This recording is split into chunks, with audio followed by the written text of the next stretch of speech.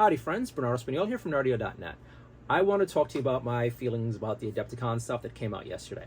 Kind of blown away, kind of excited, and in some parts a little underwhelmed. First and foremost, the big news, a new edition of Warhammer 40,000. Huge, super happy to see it. I love the idea of streamlining the rules some more. As somebody who's newly gotten into 40k, I feel like it can lose a lot of bloat. They were saying they're trying to go simple, simplified but not simple. I hope they go even more simple if possible, because as a new person, I feel like there could be a lot of fat cut, and if they do it well, I feel like the game will be more fun for new people like me. And it seemed like they are trying to get a lot of new people into the game with the way they kept talking about making things simpler. They kept trying to bring people in, and I'm like, great news, because personally I feel like Warhammer universe, Age of Sigmar too, but Warhammer 40k is super hard to get into as a new player because things are convoluted. There's rules everywhere. The tutorial system isn't quite good, and it leaves a lot to be desired, but I think they're going in the right direction. One of my favorite, absolute favorite things was the idea of new combat patrol set, where you can buy a combat patrol, and that is your space army. When I got into 40k, I thought that's how it was too, and then I was told by several people, like, no, combat patrols, don't bother trying to get them to play equal battles because they are not balanced at all. They're just like little starter-ish armies, but really nowhere near close. What you have to do is figure out points and follow the ever-changing point system, and then build 500 points out of that, and then try to have a game against someone else and hope that it's balanced. That sucks for a new player. That's horrible for a new player. So the fact that the Games Workshop is going to take the existing combat patrols and then work to balance the rules so you can get whichever one and have a good chance of winning and playing against somebody else, that's amazing. I could see myself right off the bat, if I have the cash to do it, and it's something you could work toward, I'll get an army of Sisters of Battle, get an army of Votan, get an army of Black Legion or something, and then just they're not cheap. I feel like this would work better if they dropped the price to a flat $100 for these combat patrols. But I love the idea of this is your army. This is your army, and you could use this set army in this category against any of these others and just go. So then it's just about learning the play style for the army and the rules. And I really hope they put those rules in a very accessible place, if possible, in the boxes going forward, or just free downloadable things, which they've said they're gonna kind of do. But the way Games Workshop nickel and dimes people for books and whatnot, I'm not quite sure. But we will see, because that would be so awesome for just starting an army and going in and playing a game on maybe a small tabletop. If they can even shrink the board size a bit too, that would be awesome, or at least give you rules for that and expansive stuff. I hope it's not just, here's some bare bones rules and that's good enough for starters. No. I hope for Combat Patrol, it's like, here are campaigns you can do, here are different scenarios you can do, here's different ways to play with these Combat Patrol people, and then what they really, in my opinion, have to do is do the next step. Because from my experience of buying 40k stuff, good, you can get the starter box, but there's no direction really given at all to what each army does, why you should get this, or what's the next logical thing to buy and why should you buy it. And even when you get the codexes, it's quite heavy, and I feel like I would like a little more hand-holding. Call me a filthy casual, because I frickin' am, but I would like a little more of a guided experience as to what to get next. And then, instead of having people buy the codexes for these frickin' factions, include the information of all the other units in the box, in the combat patrols, so I can get excited and flip through the pages and then have clear explanations as to what each unit does and why I'd like to add it to my combat patrol army and grow. And then have a guide where it would be okay, so here's combat patrol level, and then here's all the way up to 2,000 points or 1,000 points. And then you could explain why you'd want to bring this, what this would do balanced against other units, maybe this is good for anti-infantry, maybe this is good for anti-vehicle, and make it super simple. And then finally, support this on the YouTube channel. Not Warhammer Plus, which would be good too to have some battle reports there. But it would be super awesome if on the public free YouTube channel they had battle reports that showed new players games or example games for each of the different combat patrols and how they play against others and how they would struggle against others. I mean, it would be such a godsend for the community because you would have an influx of so many new players and you'd have so many new people coming in and trying different things. And maybe they'll help boost the numbers around for the community in general for factions that are right now really not played that much. To my understanding, Gene Stealer Cult is a faction that doesn't have too many players, even though it's a super interesting faction.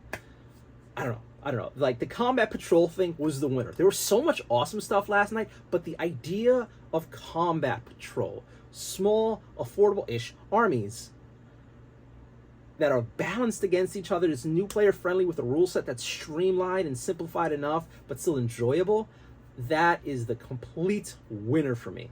So that's the win. Now the other awesome sauce stuff. Lionel Johnson.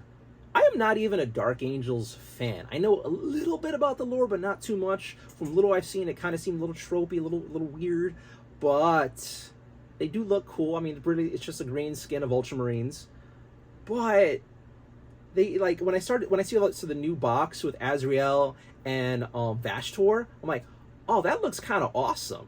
I kind of want in on that box set, and it's still kind of on my, like, you know, wish list radar, save up to buy sort of thing, because it looks like a really cool set. It looks balanced-ish to me, and I love the idea of these two big characters facing off and all that, so that's cool. And then the Lion comes out, and I'm just, like, mind blown because he looks beautiful, absolutely beautiful. And then he also looks realistic. He looks like he's wearing almost traditional-ish fantasy armor that's not so overly proportioned like Gilliman's, where I feel like if it's near impossible for someone to wear and not look stupid. But the lion makes me want to cosplay because he looks like something I can do if I obviously learn how to make armor and then I know how to do face makeup and know how to put a wig on properly. But I would love to cosplay the Lion just on his awesome look alone and that super awesome armor. It is so badass, so crazy badass. And his stand is nice with the little creepy minions and whatnot. But that Lion model makes me want to start a Dark Angels army. That Lion model makes me want to buy that that box set with Azrael versus Vashtor, just so I can have the beginnings of my new Dark Angels army. So then later on, get the Lion, paint him up, enjoy this huge, stressful process of painting him up and then having him on the board. Oh, Lord, I would be so happy with that. I would be so freaking happy with that. Oh my God. But he looks cool. He's going to be the last book of the Arcs of Omen series, which is, for me, this is a side note, but realistic, TLDR, I don't like how Arcs of Omen is coming out. Like, to get the entire book series is like $250, $300 to get a rule set for a mini mode of the game. That sounds awesome. I love the idea of boarding patrol. I look forward to playing it. I'm actively trying to collect stuff so that I can play these games with Jazz or friends in the future. But the idea that it's going to be gated by 5 to 6 books, I think there was talk of there being a 6th, of rules. Actually, you could say 7, because I think, they have an Arcs of somewhat, another Arcs of Omen book in the monthly White Dwarf magazines that has its own lore, that has a bunch of missions you can do. I would love all of that in an affordable book that's going to stay around. But as is, it's hard to find the previous Arcs of Omen books online now. What happens in a year or two when I finally scrounge enough, dollars to buy the good sets to play and start doing the stuff, and it's like, oh, well, if you want the books with the rules and all this other stuff, they don't sell that anymore. That's stupid. I think Arcs of Omen should have been one book that came out a while ago that at most cost $50, that came with the lore. But the fact that they're nickel and diming the consumer base, that they're tying probably the beginnings of the Lion story to an Arcs of Omen book, I almost feel like that's as criminal as having points values and other things in the books, because it's just like that gate is totally unnecessary for a product you want to ship. But who knows? Maybe the Lion book will be readily available because they're expecting more people to buy it just for the lore than just the rules, because of, you know, fans of the Lion, fans of the Dark Angels and whatnot. But that his story is going to start off in the Arcs of Omen book kind of bothers me a lot. Space Marines versus Tyranid seems great. I was hoping for a more drastic redesign of both some of the Tyranids that were featured and the Space Marines. I have a very unpopular opinion, but I think Terminators kind of look stupid to me, for the most part. The hunched bodies, the stupid mask. Like when I first saw Terminators, like, these guys look dumb. It just looked really dumb, and proportions were all wrong. And the updated ones look better, but I have the unpopular opinion that I think Gravis armor looks way more badass, is way more imposing, and the minions that the Gravis armor big dudes that came out since the Indomitus era began are so much cooler than Terminators. But the community really wanted Terminators, so here we are, Terminators. They're different enough and bigger enough to be new and interesting, but they're familiar enough for the fan base who loves them to have them. And I understand, I do, but I personally was wishing for something different. And on that note, I feel the exact same way with the Tyranids. I find the little guys to be kind of silly. The Termagant, when I first saw him, did not match the lore that I read about them before. Like, to me, Tyranids are these peak evolution, always evolving things, and they're walking around holding machine guns, but they're bio-weapon machine guns. But I feel like the Termagants were always just bad design compared to the lore they have. Like, I feel like it would make more sense if the guns were coming out of their bodies, because, you know, this is a bio-nation. Why is he using a correct pistol grip to hold a gun for a being that does it? It's such a mash. And I kind of get it. This was like an old idea, and you still want the guns to be shown so it's easy to see what weapon he's holding.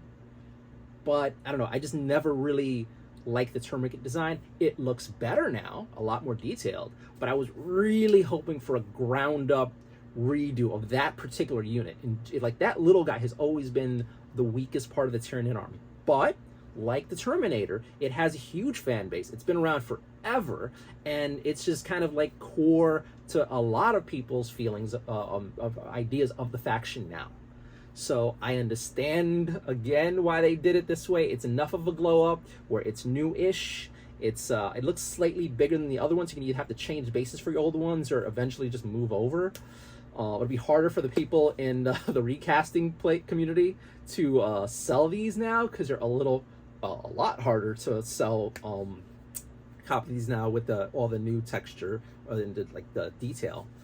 But it's familiar enough where people are like, "Oh my God, you changed my childhood," and which they always do. The trailer was weird.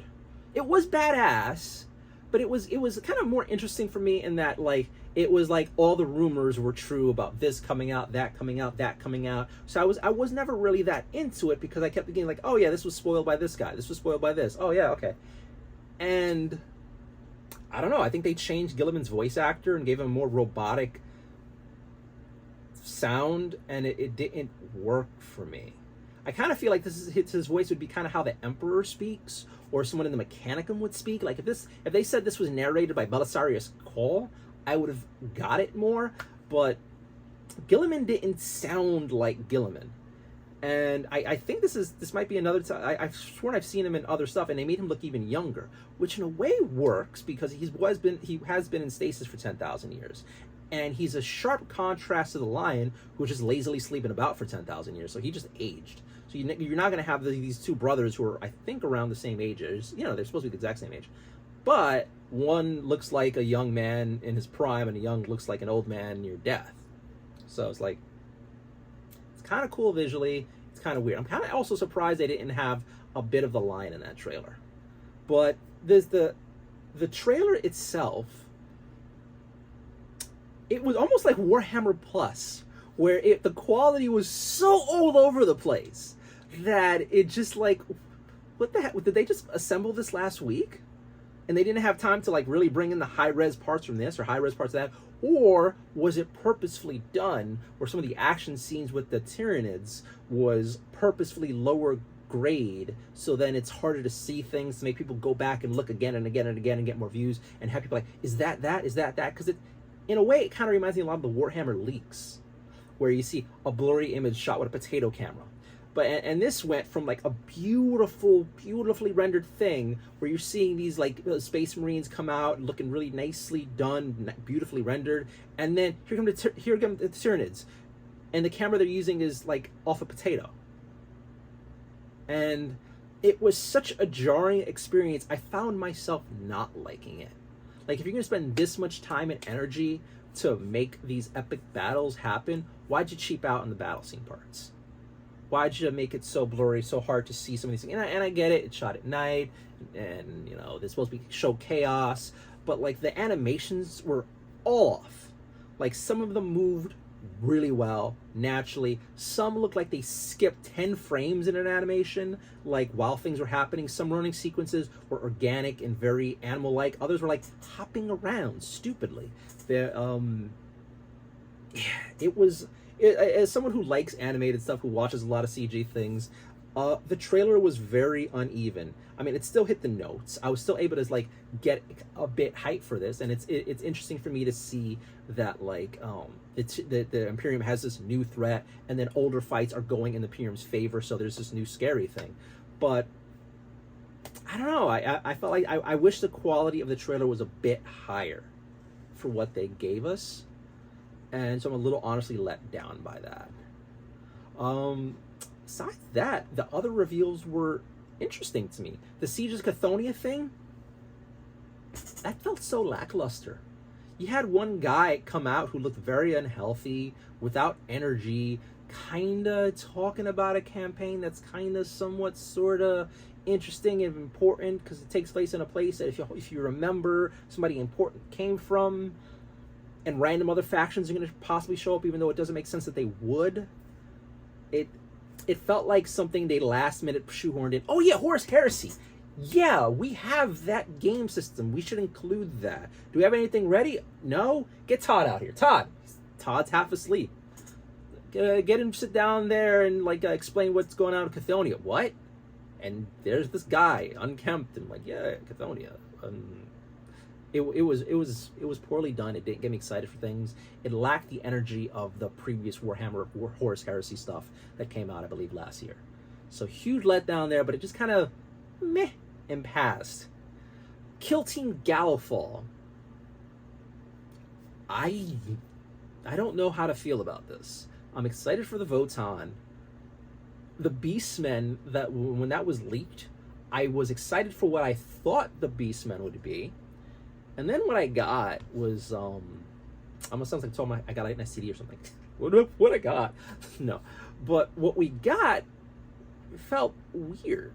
Like, the Beastmen looked like Age of Sigmar Beastmen with weapon hands sewed in randomly. Like, there's a dude seriously holding, like, a pot that's supposed to be a shield and a mace. Like, that character, the only thing that makes him modern-ish is he has a grenade on him and a gun holster. But you take those little two bits that look like they were crazy glued on him off, and that's an Age of Sigmar figure. And I kind of like the idea. Sure, they could be, you know, Age of Sigmar E, but like, how are these guys going to compete against like modern fire teams with guns? You got a shaman, and okay, he has magical powers, but he has like no shirt on and nothing in his other hand. He has like a staff. How are you going to compete? You have a dude with claws, and like a leather wrap over his eyes. I don't see it. I really don't. Then you have another dude with a knife and a smoke grenade. Another dude with 3 knives. I wanted the Beastmen to be more like, you know, Beastmen, but with guns, because this is a universe with guns. Instead, we got Age of Sigmar figures with hand swaps and like gun cases, holsters glued on them, And that's really disappointing because, I don't know, I was expecting something along the lines of the Kroot, where they kind of look bestial, but they have modern tech, and they have a little more to them. I saw somebody on a Reddit saying that these were like some things taken off an ancient world that probably were just like stuck, maybe prisoners aboard a ship or something, maybe slaves or something, and then just like when all hell broke loose and the ships got merged with other ships to create these giant arcs, that maybe then they got loose and now they're just living there. So they kind of like wild animals, beastmen people on there who just, I don't know, didn't need guns. If after reading a bunch of the lore of the Arcs of Omen, it kind of makes sense that you would have like random creatures living there, whole packs of things. I know in some of them they have orcs who like randomly live in some of these things and fight other inhabitants of these because they're so massive. But against the kill team, it just seems stupid to me and really underwhelming. And I was really hyped for this box set, and now I'm just like, And then there's a Votann who look cool. I mean, they have this weird chick in the front as the lead one who looks a little too soft to be like the lead face badass character, but that's the Votann they put with pink hair. And then you have the Votann who kind of look okay, and then you have this one stupid character with knuckle dusters on, with a plasma glow on them. It's like, okay, great. Why would you fist fight in a kill team battle? I don't understand that at all. I do not understand it. I don't like it. And it's just stupid. It kind of reminds me of back when they had the Chaos Humans, and there was like just one dude with like 2 knives. I'm like, and I think they also have like, what is it called? A Kroot with 2 knives. And I get it. I get it. Some characters are going to be able to get close to someone and do some vicious damage if they get close that way and stuff. But like, give them a gun at least too. And I don't know. It just seems so stupid to me. Like, I'm gonna bring brass knuckles to a gunfight. What? I'm gonna bring a knife to a gunfight. What? I can't. But the rest of the Votann, for the most part, look really cool. Even though one of the guys' job seems to be holding a lot of bags. Okay. But the rest of them look really nice. There's a guy with a sweet rocket pack. That one, I would probably end up getting that one guy off of eBay, like when the scalpers finally converge on this thing. But I don't know. I feel like this is like a lot of the kill teams for this expansion, where there's one really cool looking team and then another. But it's like they have one really kind of cool one and another just kind of like let down. And now this. So it's like 4 box sets. And I feel like one was always the weaker one. And I feel like even for the original one, the Kroot were kind of the letdown in comparison to the Breachers. Because the Breachers were all shiny new, and the Kroot were just kind of like, I don't know, these savages holding modern guns. Some of them still had like a space bow and arrow. Anyway, I'm getting into rants here, but like, I had high hopes for this Kill Team box set. And even the terrain kind of looks sparse. Like, you have one half of traditional stuff, and then you have this big open field. And I'm kind of good with the big open field because I do like the idea of, like, there would be some corridors in the Space Hulk that are just, like, gigantic, like, big open areas for these things. On the other hand, it's just like, I don't know, am I getting enough terrain in this set to go with my first terrain from Into the Dark, and then I can do other game modes with that? Or am I going to need, like, a mini box to fill the void? Because this looks like a medium amount of terrain and a lot of, like, side stuff that gets in the way, important things, and I'm not seeing the value here, so that kind of bothers me. The next thing was Seraphon reveal, which was very much needed. God knows that line is ancient. They look kind of goofy, although that's kind of why Jais and I love them, because they kind of do look goofy, but the line really does need fresh blood. The interesting thing for me is a lot of the sculpts remind me of one-page rules Seraphon. And maybe Games Workshop should have sued one-page rules to hell when this happened, but one-page rules came out with like more badass looking Seraphon a while ago, but they weren't Seraphon. And now I've seen other 3D creators make their own takes on Seraphon, and what Games Workshop is putting out feels like something that came from an Etsy artist, and that's not a bad thing. They're beautiful work, but like, the more aggressive primal look. And I just hope, this is going to sound silly, I hope Games Workshop doesn't get sued by any of these other guys for stealing their work and IPs, because like a lot of what I saw looks like things that I was able to buy off of Etsy and eBay from other creators. So that's just an interesting thing for me, and I'm very curious as to what their plans for the faction are. Are they going to redo the entire line, and how is that going to work? So I don't know. I'm interested. I do like the newer ones, and I hope we see a lot more a lot sooner. So there's that. The Age of Sigmar bad guys, honestly, I'm let down by them. I think both kind of look silly to me. I mean, the Ossiarch Bone Reaper ones have never, for some reason, they've always kind of seemed a little off to me. Not quite right. They have this bone carapace around them, but they were never really that badass looking to me. So, and the newest one, although his lore and what his explanation, what he does sounds great, how he looks, and Eva Volga, the Outcast, I don't know. She just doesn't tickle it for me, and I don't know. I know she's going to cost a stupid amount of money, and I don't feel like this sculpt is impressive enough to go for the $35, $45 I know they're going to ask. And I know that's insulting to the creator of this, and I'm kind of sorry, but I don't know. For a standalone named character, this doesn't look cool enough for me.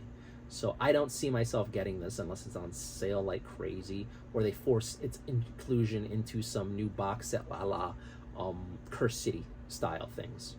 The City of Sigmar figures, they're okay. I'm excited to see what else they do with the faction. They look like they would be grunt soldiers. I like the faces they put on. How very different they look, how ornate the armor is, but at the same time it screams this is the grunt. So it works, and I'm very excited to see what they do with the faction.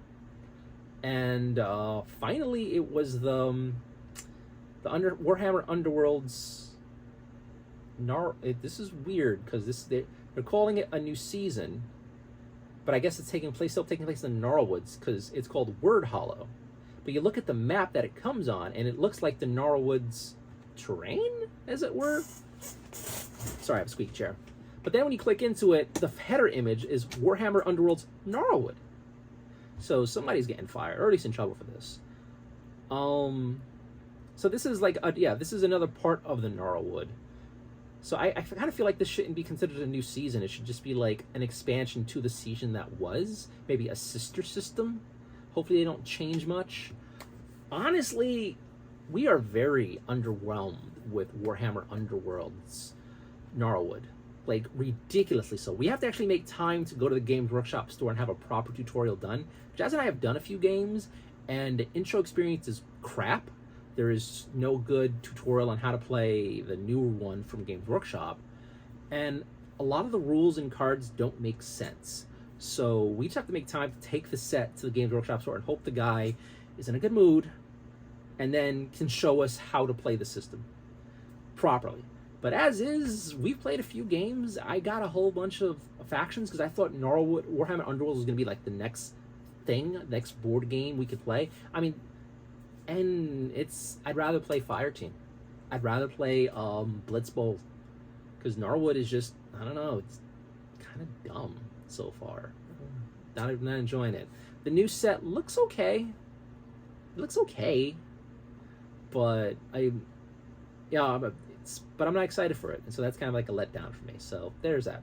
So that's my reaction to like everything we've seen at the event last night. I'm good with it. I hope we get a lot more news on things to make me more excited for Gallifall, make me more excited for the Cities of Sigmar, even the Grand Alliance Death characters. Maybe there could be something else that makes me like them more, but visually, meh. And Word Hollow for Underworld. I'm hoping I grow to love Underworld. I really want to love it, but as is, meh. So that's it. That's my take on these things. Thank you guys for watching. Thank you for listening. If you like my content, like, subscribe, hit the notification bell, all that cool stuff. And if you really like my content, support me on Patreon. That's all. Stay awesome. Have a great day. See ya. Bye.